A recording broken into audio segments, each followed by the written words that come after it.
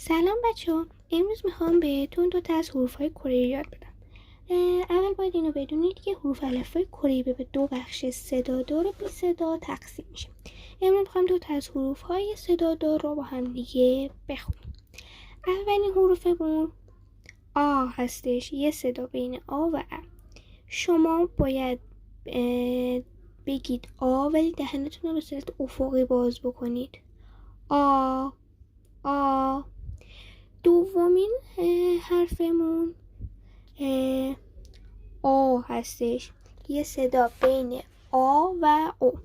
باز اینجا شما باید آ تلفظ بکنید ولی لباتون رو حالت قنچه طور بکنید، یعنی آ آ.